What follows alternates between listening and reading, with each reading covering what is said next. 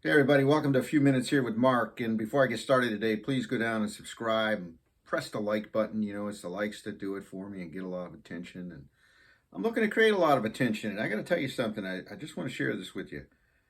I'm getting people responding from all kinds of areas of life, but I'm also getting detractors. And you really know you're doing something when your head's sticking far enough above the crowd that you can get smacked in the head with a tomato. You know what I'm saying? Detractors. Now, I don't do battle with them. I don't try to correct them and change them or, convert them or reconvert them.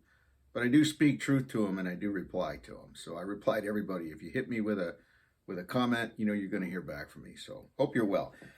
This comes from a young guy that I've been mentoring for some time.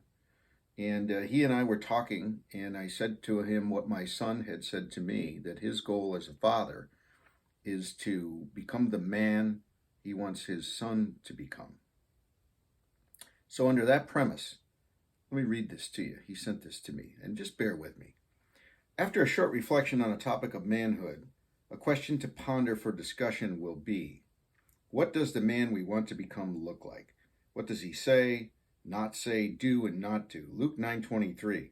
If anyone wishes to come after me, he must deny himself and take up his cross daily and follow me. Manhood is martyrdom. We are men. Following Christ is a gruesome death to self.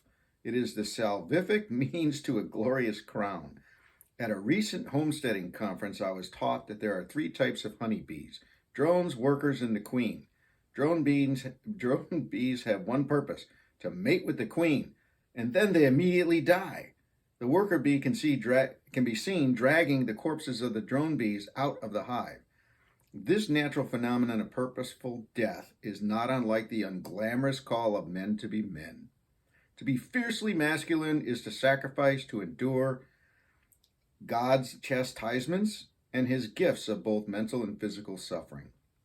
In the married vocation, this would look like patience in pardoning disrespect from our wife or washing the dishes when all we want to do is relax. The experience I speak from is failure, not success. Sometimes it's not our body that needs a recharge, but rather our mental toughness.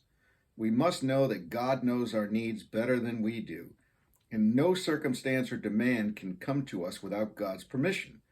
Voluntary and steadfast endurance of injustice purifies the heart. That's a quote from a Saint Isaac, who was a Syrian. If we say that we want to know Christ, it must be on his terms, not ours. Again, Luke 9:23. If anyone wishes to come after me, he must deny himself, take up his cross daily, and follow me. Many of us are framed in the married vocation, though this is every man's call. Crucifixion-type love is the minimum that requires our maximum effort. Is our love valiant or ugly, self-emptying or entitled? Weak persons do not have the ability to endure. A single word can disturb them, and a slight insult can provoke them so quickly that they may lose their temper.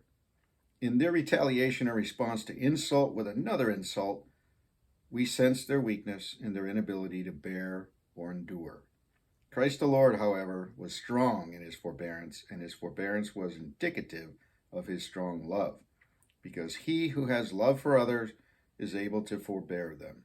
Our lack of forbearance is but an indication of our lack of love. Ephesians 5:25-29. Husbands, love your wives as Christ loved the church and gave himself up for her. And a few verses later it says, for no man ever hates his own flesh, but nourishes and cherishes it as Christ does the church. Now, isn't that a calling to holiness, the two become one flesh? No man ever hates his own flesh, but nourishes and cherishes it. Wow. Are we doing this, guys? That's all I can say. Are we doing this? Are we understanding this? And this letter goes on and on and on as part of a men's group that this young guy is working with. And he just so inspired me when he sent me this copy of what he was going to teach in his men's group.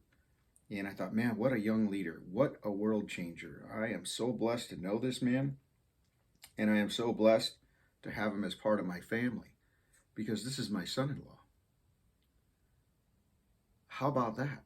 Now, this is not the same guy I met when I gave him my blessing to marry my daughter. but this is who this man is becoming. This is who this man has a sight and an example and a role model before him to become. Just like my son, who says, I'm working to become the man I want my son to become. Wow, powerful stuff.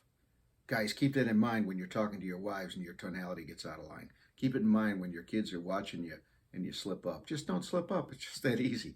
Hey, God bless you. I hope this video finds you well. And I love you. I'm praying for you. I'm rooting for you. We all got to stick together, men. Pass this around. Let every man you know hear it. Sometimes the truth's hard to hear, but let them hear it. God bless you. I'll talk to you soon. Have a great day.